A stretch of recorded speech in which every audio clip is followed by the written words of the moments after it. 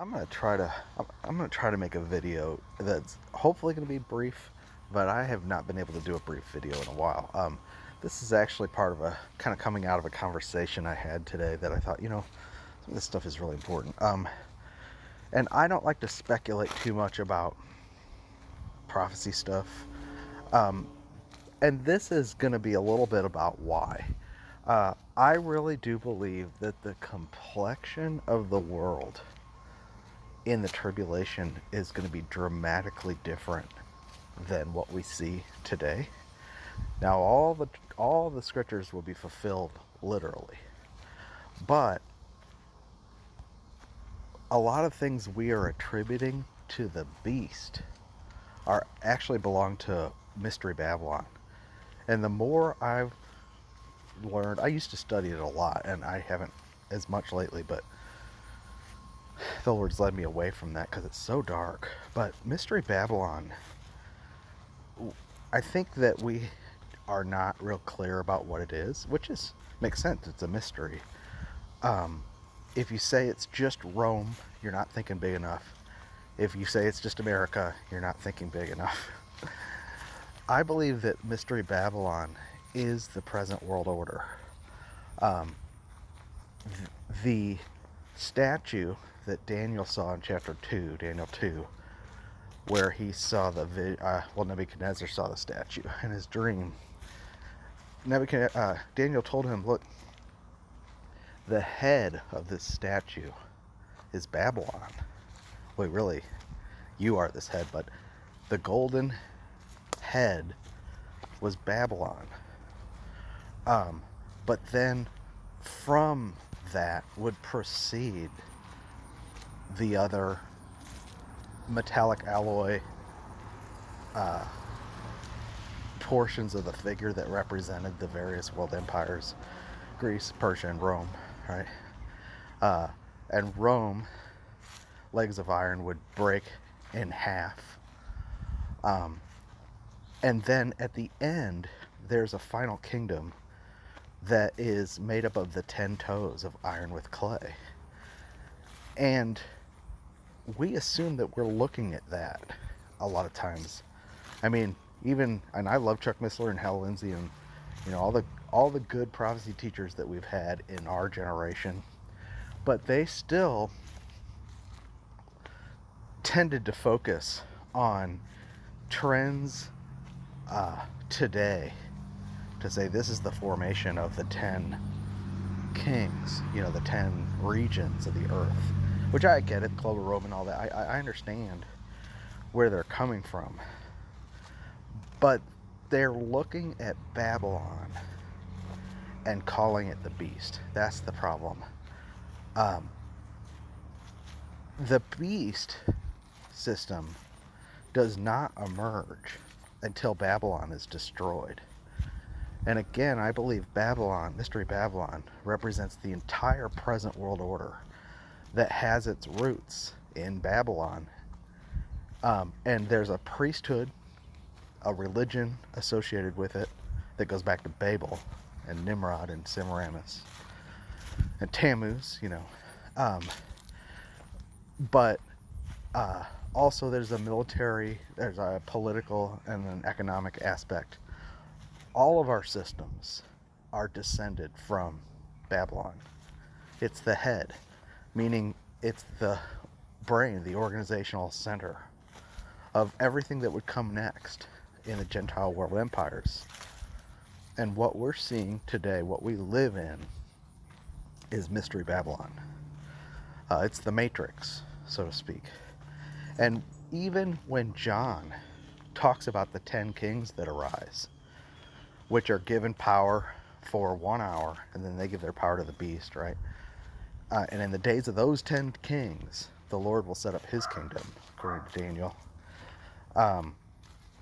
Those are the 10 toes and the 10 horns. They are not visible yet. And when John sees them, what he's looking at is not them at first, but Mystery Babylon. The woman rides the beast. The beast is submerged under the water.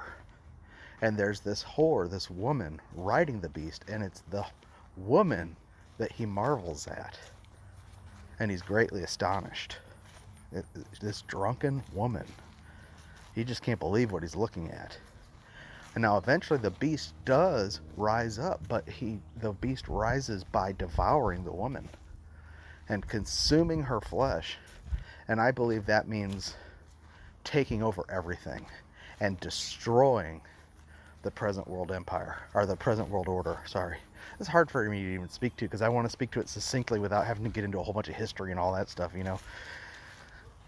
The point I want to make is that what we see with our eyes and our senses today is not what I believe the tribulation saints are going to be looking at. I believe that there is another order that will come, and it's different than all the ones that precede it, and it's completely it's very fast, and it's made up of the parts of the things that preceded it, but it's different. And even the Antichrist, when he comes, is going to come worshiping a God that none of his fathers worshipped, a strange God, God of forces. There will be a whole new thing, a rejection of everything that went before, and a destruction of the previous world order, which the whole world will hate. The whore. The whole world hates her and devours her flesh. And then this beast system arises out of the nations, all the nations. It emerges very quickly. It's something unlike anything we can imagine, because it's animated by a spirit, the beast spirit. And you know, the beast comes out of the abyss, according to, I think, Revelation 9. The beast, being the Antichrist, ascends from the abyss, led by its king Apollyon. And Apollyon, in the Greek, corresponds with Tammuz, who is the son of Nimrod and Semiramis, the unholy trinity of the original Babylonian religion in Babel. Okay? And if you understand that trinity, you will understand the root of the world religions that are in opposition to Christ. And it is a false trinity with Nimrod, who had the sign of the dragon and also was associated with the sun for illumination, as the god. And when he was killed by Semiramis, his wife, she deified him and said he was God incarnate. That's the origin of apotheosis, that he became a god. Okay, and even the scripture says he became a Gibborim, and Gibborim is the same word for the giants before the flood, the Nephilim, the tyrants. There's some kind of supernatural occultic transaction going on with this couple, Semiramis and Nimrod. And they were building an empire of blasphemy against God.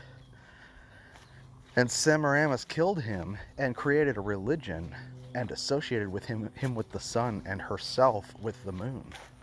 And they were the male and female components of this religion. And then their seed, Tammuz, was said to be, she actually capitalized on the promise of the seed of the woman and told the populace that he was Messiah. And he is Baal, by the way. He's the same. That religion, when Babel was scattered and the tribes of the earth was scattered into different languages, that religion with its priesthood went with the different people groups. And the names of the gods changed, fragmented and changed.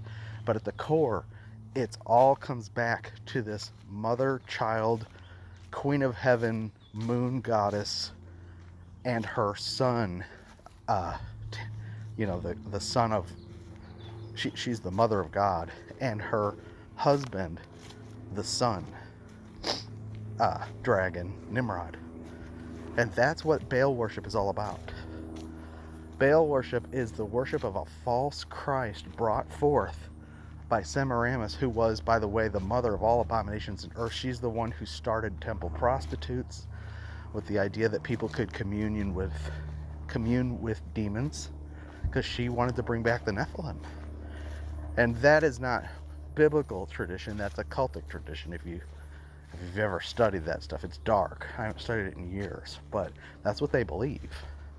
And that's what Masons are anticipating, is that there would be a return to the pre-flood days where the gods of old, who supposedly shepherded mankind and taught him, would return to lead man into a Luciferian initiation into a new age of enlightenment. And it's the same promise as the tree of the knowledge of good and evil. You'll be like God, right? Your eyes will be open. That's their religion. And they believe that Tammuz is coming back. Tammuz died. Apparently she killed him too. And when he died, he was celebrated as, by the way, when his dad died, Nimrod, he was celebrated as the incarnation of God on earth. When he died, there was this myth that he would resurrect. And that is where Christmas and Easter come from. Christmas celebrates his birth, the birth of Tammuz. Easter comes from Astarte, which is another name for Semiramis, Tammuz's mom. But it celebrates the fertility, which represents the coming together of the male and female aspects of this satanic religion, Nimrod and Semiramis, which really are both archetypes of the two sides of Satan, male and female. He's represented as the Baphomet, and he's male and female. It's so dark, you guys. But they anticipate that Tammuz will return. And when he does, he'll bring with him the gods of old. And that's what the opening of the abyss is, I believe, by Apollyon in Revelation 9. That kingdom, the beast system, will come out of the abyss. It has not emerged yet. So, and the abyss is, on the one hand, the sea. On the other hand, it's the place where God locked the angels up in Tartarus because of their sin prior to the flood. So you're dealing with something totally supernatural, totally something that doesn't look anything like what we're dealing with today. But the religion and the world system today was created by these beings as a kind of psyop on the human race. And our cultures that we've inherited all come from them. And they are going to destroy that culture in order to bring forth a new one, because they believe in order out of chaos. They're going to create the chaos that then they will bring forth their child, which will be the beast system. They create what they want to destroy. It's very interesting because it's a psychological operation. They build up something in man's mind and call that evil. And then they destroy it by what they then call good, so that mankind believes what they're bringing in is good. And the beast system will look good because it'll destroy what everybody has come to believe is evil, which is the present world system represented by this drunk whore who's actually Semiramis. And the mythology is that she killed her husband and her son. And so there's a perpetual enmity between them, the Nimrod and Babel and Semiramis.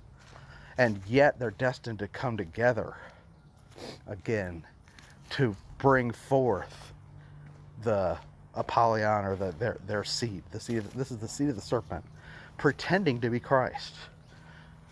I mean, that's how crazy this stuff is. If you have not studied that stuff, and I knew Chuck Missler hadn't studied that stuff, and Hal Lindsey hadn't really studied that stuff too much.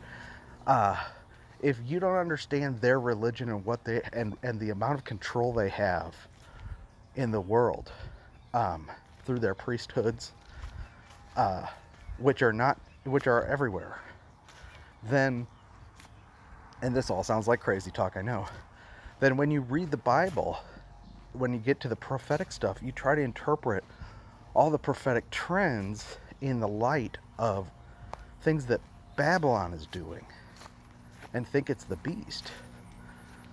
And Babylon is a deceiver. She is an enchantress. She knows God's religion too.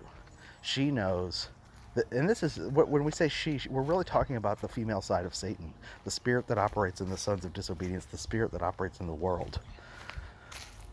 Through manipulation and flattery and cunningness and chanting and deceiving, misrepresentation.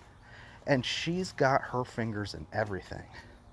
And what she puts out is called the wine of her fornication, that she causes all the nations to drink of. And through her wine, she deceives all the nations.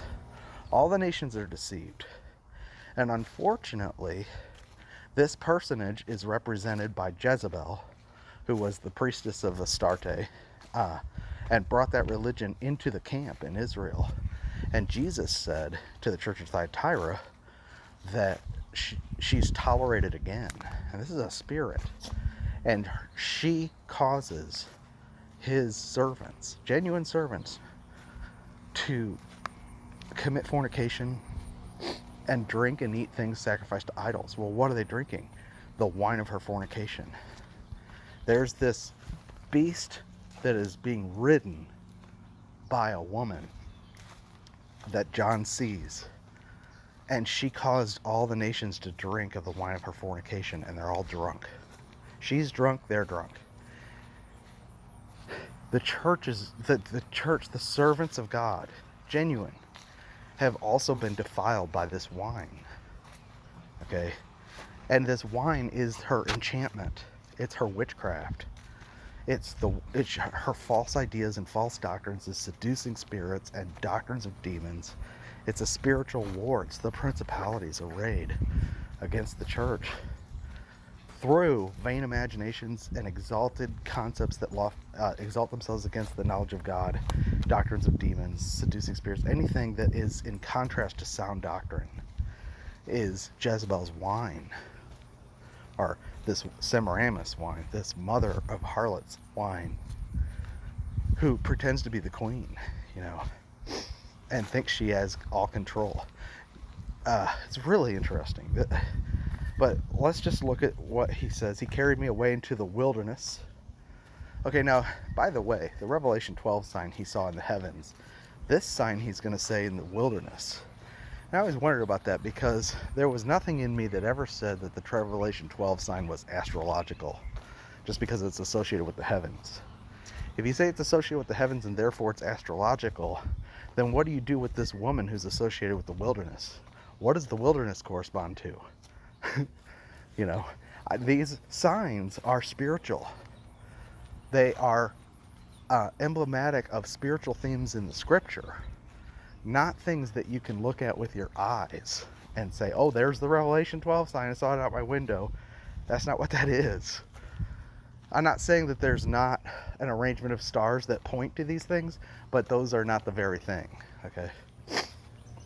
So he carried me away in the spirit into the wilderness, and I saw a woman sit upon a scarlet colored beast. Okay, so she's sitting on the beast, full of names of blasphemy, having 7 heads and 10 horns. So she's kind of one with this thing. He sees the woman riding the beast, and the beast has the 10 horns. But then he's back to the woman. The woman is arrayed in purple and scarlet color, decked with gold and precious stones and pearls, having a golden cup in her hand, full of abominations and filthiness of her fornication. And upon her forehead was a name written, Mystery Babylon, the great, mother of harlots and abominations of the earth. And I saw the woman drunk with the blood of the saints and with the blood of the martyrs of Jesus. And when I saw her, I wondered with great admiration. Now I believe the blood of the saints is distinct from the blood of the martyrs of Jesus. They're both saints, but the saints, I believe he's talking about Old Testament. I don't believe that this is someone that this woman is new. She's the mother of all abominations in the earth. She's the source. She's the mother of harlots. So that can't be Rome. This pre-exists Rome, predates. And she's drunk with the blood of the saints, which I believe is all the people of God that have been martyred. And I saw the woman drunk with the blood of the saints, blood of the martyrs, and when I saw her, I wondered with great admiration. He's like, what is this? He says, why do you marvel? I'll tell you the mystery of the woman and the beast that carries her, which has the 7 heads and the 10 horns. The beast that you saw was and is not, and shall ascend out of the bottomless pit and go into perdition. And they that dwell on the earth shall wonder, whose names are not written in the book of the life from the foundation of the world, when they behold the beast that was and is and not and is not and yet is. Now, again, that's pointing us back to Revelation 9 with Apollyon and the beast that ascends out of the abyss. Okay, the whole world is going to wonder and marvel at that thing. It has not come forth yet. The abyss has not been opened. So you can't say that the 10 kings are on the earth today. Okay, at this point, if they know anything about it, they don't know what it is. And the beast is not on the earth today either. Now, there could be a human being that the beast inhabits. Okay, but you can't say that Obama is the Antichrist. You cannot say these things definitively because you just don't know. It has not been revealed yet. It has not occurred. And here's the mind which has wisdom. The 7 heads are 7 mountains on which this woman sits. Now, those 7 mountains are 7 kingdoms. You say, oh, that's Rome, city of 7 hills. No, it's 7 successive kingdoms. And there are 7 kings, 5 have fallen, 1 is. Nero was the one at that time.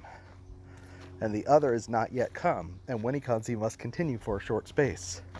And the beast that was and is not, even he is the 8th and is of the 7th and goes into perdition. What? He's the 8th, but he's of the 7?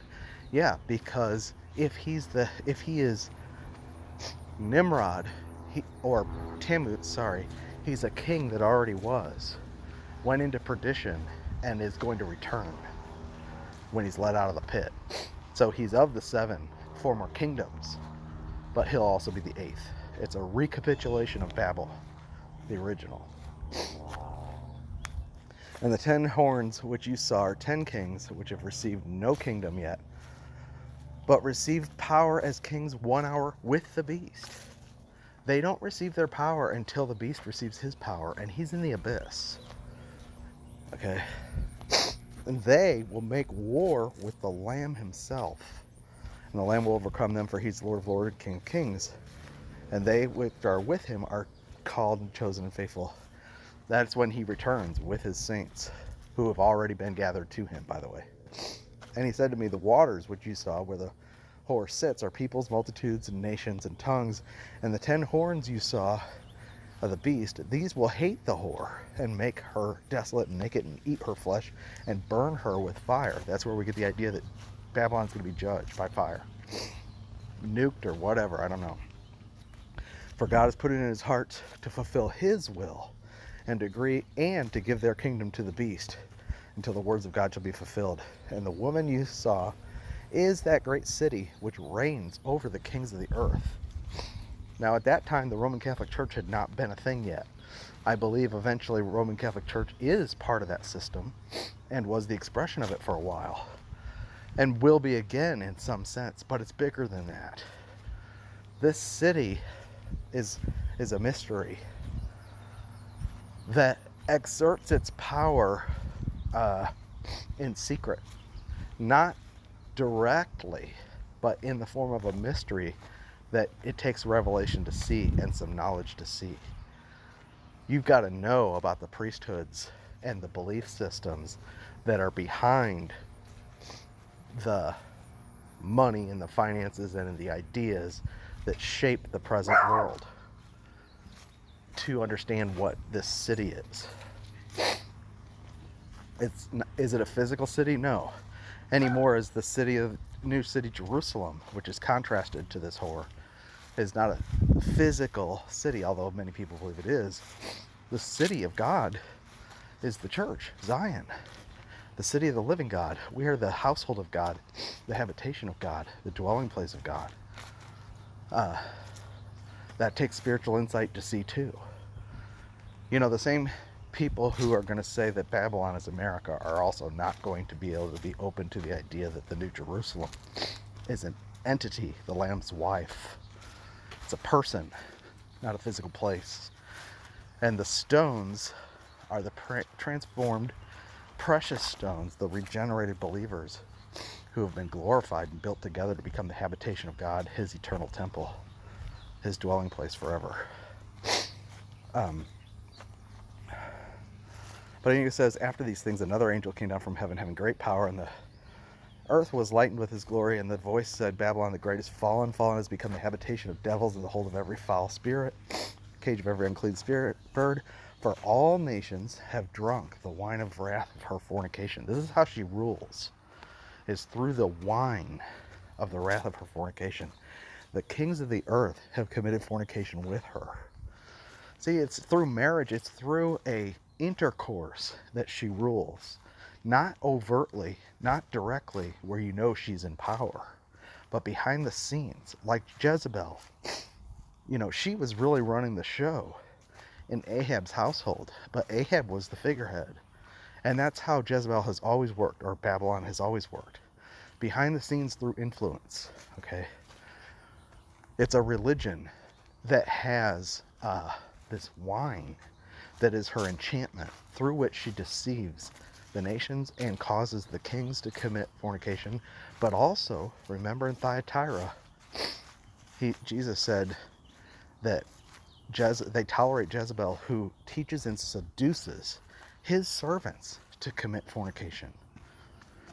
Drink things sacrificed to idols. They are drinking the wine. That's why we see so much drunkenness in the church. Not physical drunkenness, spiritual drunkenness. Not in contrast to a sober mind. Going after seducing spirits and doctrines of demons, and not tolerating sound doctrine. Christ is the unleavened bread, and he is the feast. He is our food, and he's our drink. And in contrast to him is Jezebel's wine. And sound doctrine versus sensationalism is the difference between being sober and drunk in God's kingdom. Sensationalism has to do with the senses, and the senses are titillated by this whore through her wine, and they make you drunk. When in the prophetic community, there's so little sobriety, and in fact, at least 90% of the time we're finding they don't even have the gospel right. Another person, exposed today, who's considered to be a reasonable prophecy watcher, turned out he isn't right on the gospel. And yet so many are drunk, not heeding sound doctrine, not watching for Christ himself as the risen one in us, in the church, as the food and drink, but looking at sensational news headlines and sensational coalescence of events in the world, which I believe is part of her wine. See, Babylon, this priesthood, they know the prophecies. They took advantage of the prophecy of the seed of the woman to bring forth Tammuz and set him up as the God King of the world that people were believing was the Messiah, but it was really Baal. It was a false, hard taskmaster Messiah who killed everybody who didn't bow the knee to him, and forced them to engage themselves in spiritual idolatry and fornication at the point of death. And you see that especially when Jezebel marries Ahab and brings that religion, the Astarte priesthood, which is Semiramis and Babel and Tammuz, into the camp, and kills all the prophets of prophets of God, except Elijah and a few others, and replaces them with her eunuchs, and replaces the worship of God with the worship of Baal at point of death, but intermingles it with God's worship so that they're using the temple and the sacrifices.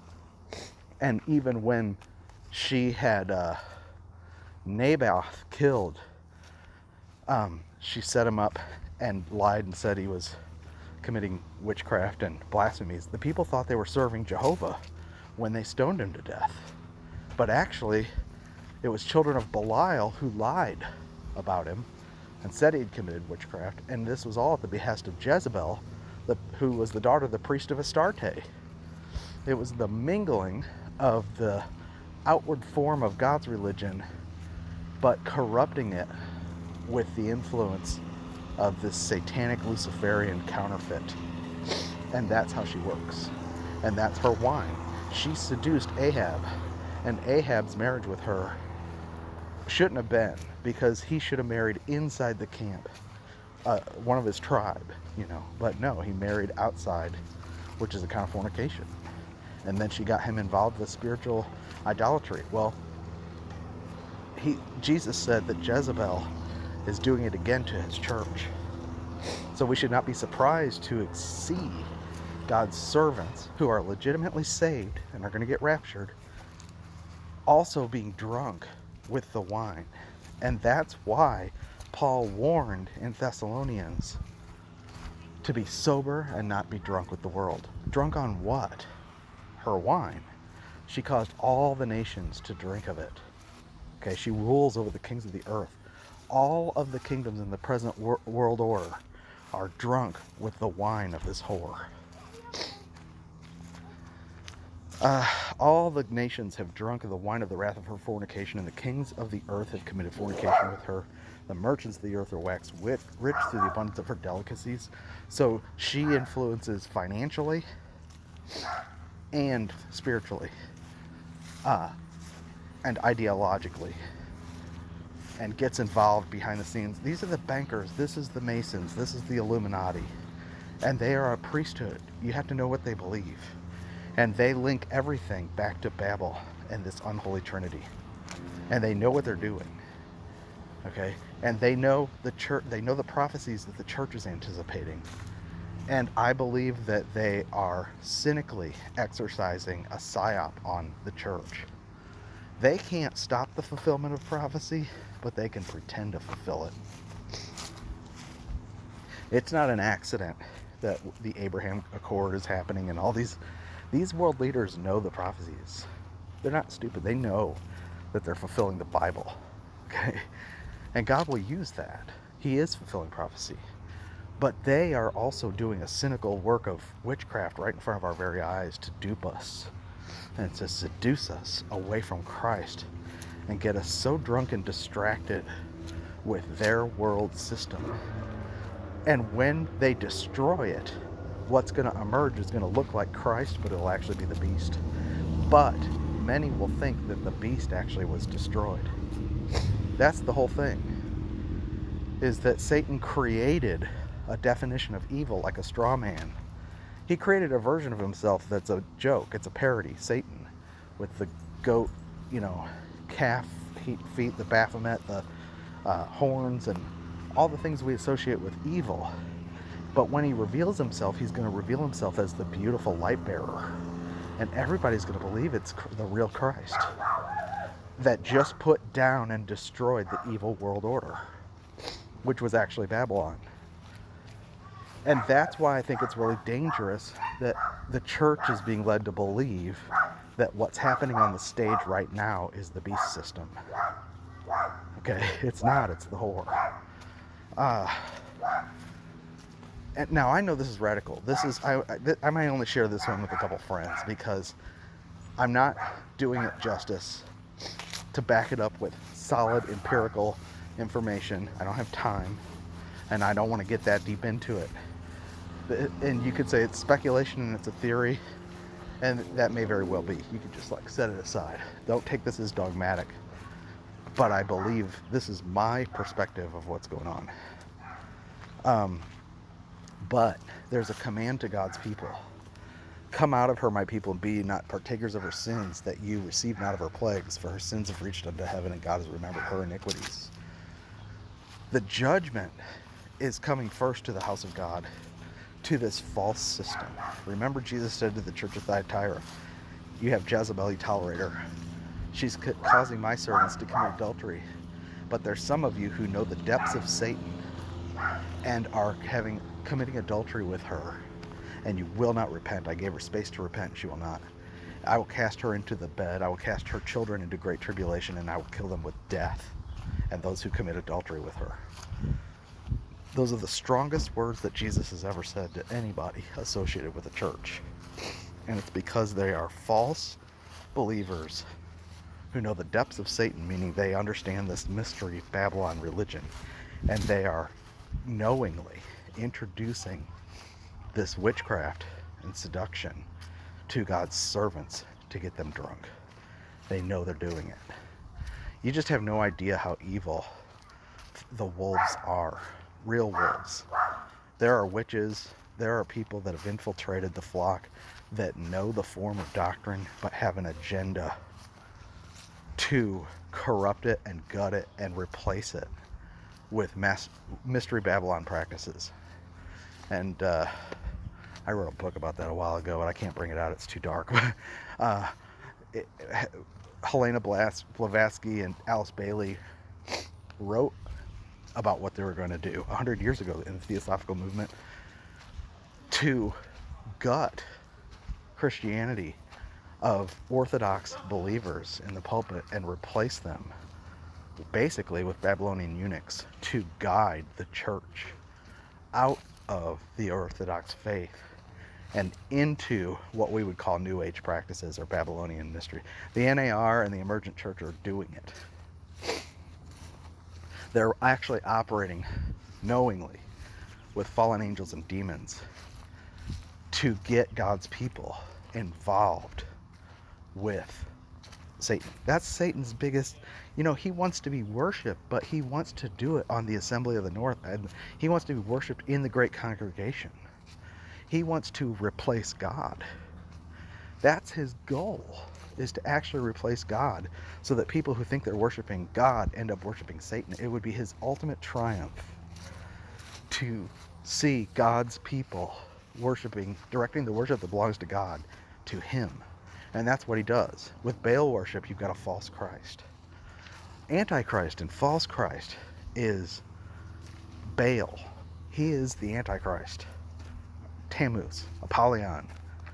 It's a literal thing that's going to emerge. And all false worship and infiltration is directed at seducing God's servants who think they're worshiping God to worship Antichrist instead. That's what the Roman Catholic Church thing is.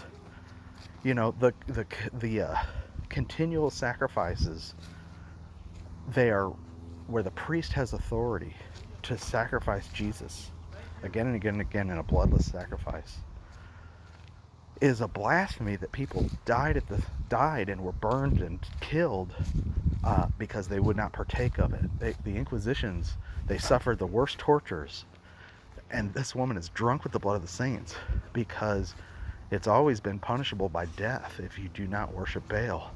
And those who had eyes to see and ears to hear knew they could not partake in the Roman Catholic communion because that was not Christ.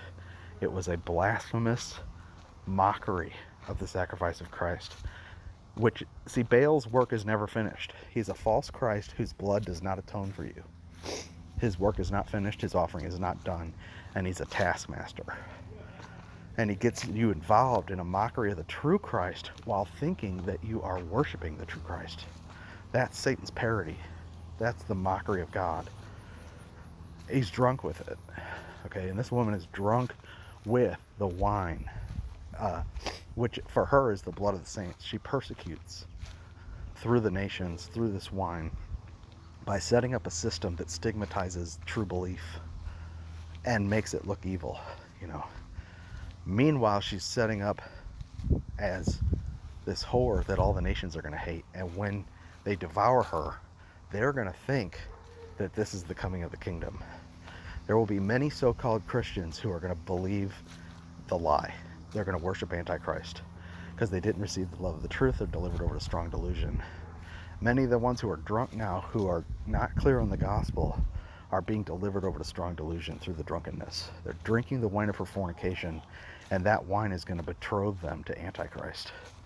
And they're going to think that they've just defeated the world system. Okay, and that's what the NAR is all about. They believe that they are going to actually bring in the kingdom and defeat the Antichrist system before Christ can come. And the nations are going to rise up against Mystery Babylon and absolutely destroy it. And they're going to believe they're doing a good thing. And then their king is going to rise out of the abyss, and they're going to wonder at it. Those whose names were not in the Lamb's Book of Life. They received not the love of the truth. They rejected the gospel. They believed the lie of the whore. Then they devoured the whore. And set up a kingdom that Jesus himself will judge. But he says, for her sins have reached unto heaven, and God has remembered her iniquities. Reward her even as she rewarded you a double, unto her double, according to her works, in the cup which she has filled to her double. How much she's glorified herself and lived deliciously, so much torment and sorrow give her. For she says, I sit as a queen and am no widow, and shall see no sorrow. And that's her religion too. She believes that Nimrod, in the person of Tammuz, is going to come back from the dead, so she's not a widow. Therefore shall her plagues come upon her in one day, death and famine and mourning, and she will be utterly burned with fire, strong as the God who judges her. Now that is going to take place at the beginning of the tribulation. That's the setup for the beast system to arise. See, don't think of everything in Revelation as sequential. It's signs that have their manifestation in a specific order in time. It's and I'm not going to get into all that, but the kings of the earth who've committed fornication with her and lived deliciously with her shall bewail her and lament for her. They see the smoke of her burning. Okay, and all of her, the whole world order is going to collapse. This is going to be the financial reset. Okay, but the burning, I don't know. I think there's going to be earthquake and fire and hailstones, as well as nukes. And this whole world order is going to destroy. At the beginning of the day of the Lord, the first event on earth appears to be a great earthquake that moves the mountains out of their place and destroys the cities. And the people of the earth, great and small, all are hiding in the rocks. And we know there's underground bases, but we think, oh, the elite are there. No. At that point, the whole world is going to go hide. At this point, the population is not conditioned to go hide. But at that time, they will be. We don't even know how to get into the base right now. Where are the bases? I don't know. Do they even exist? Well, eventually it'll be a public thing, And when they hide, they're going to be knowingly hiding from the wrath of the Lamb. They are going to be the ones that set up the beast system. The whole thing is crazy, okay? The point I'm making, or trying to make, terribly, is that the complexion of that thing is so different than we've been led to believe, that just looking at the world trends politically right now, she knows what she's doing. She's cynically seducing the church and running a massive psyop to get us thinking that the prophecies are being fulfilled. And they are. But Jesus, remember when he came, fulfilled every prophecy right under the nose of the Pharisees, who knew the prophecies, and yet he did it in a way to befuddle them. Only those who were poor in spirit could actually recognize him. And it's the same way now. We cannot go by what we see with our eyes. We have to go by the word and the doctrine of Christ, which is the pure unleavened bread that we're to eat and drink, that is our feast. The blood of Christ and the flesh of Christ, which he said, my words are spirit and they are life. You have to abide in the doctrine of Christ. If you depart from it, you will be drunk, asleep, even if you think you're watching, because you're watching the wrong things.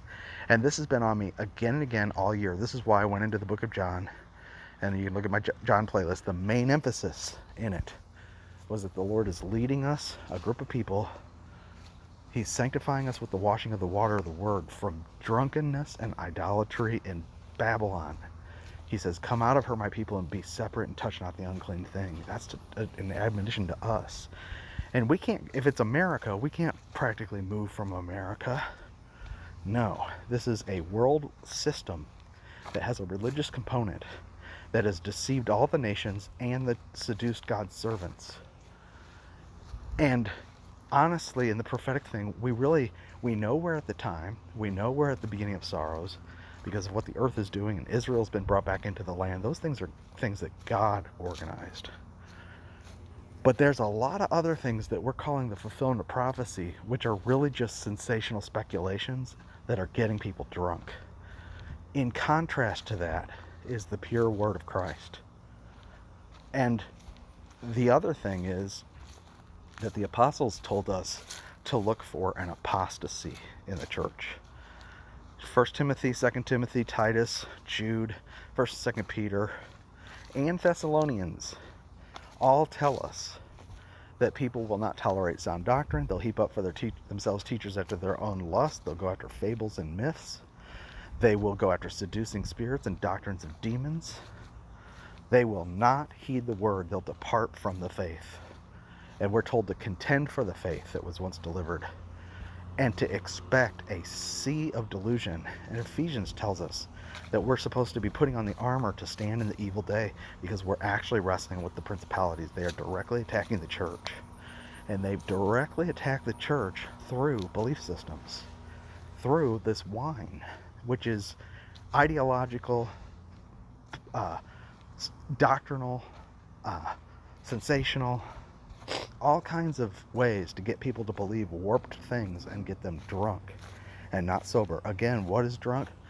It means to be drunk with the wine of her fornication, which is financial, it's political, it's sensational, it's spiritual. There's the spirits.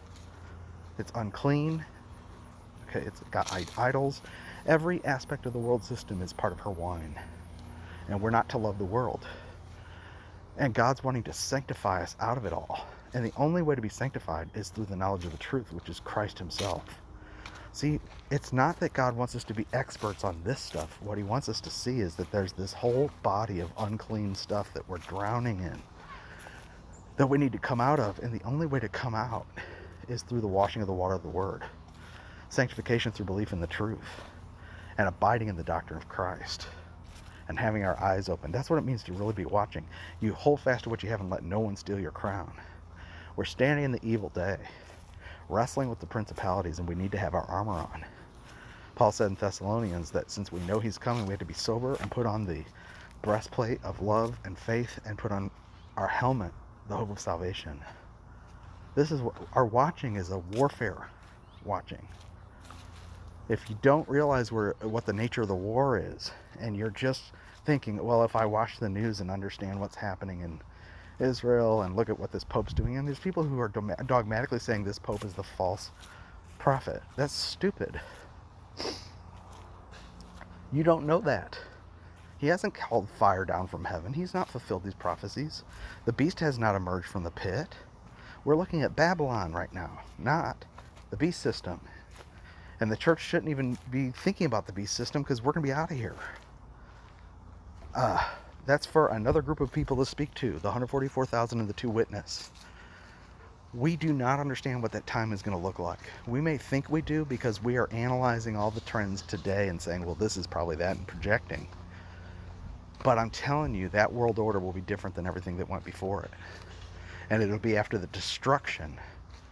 A complete psyop which absolutely breaks the psyche of the human race, so that the entire humanity is brought through a trauma-based mind control thing, and through a crisis so cataclysmic that it absolutely shakes off everything that they used to think was true. And no, we're in the middle of it, but it's not here yet.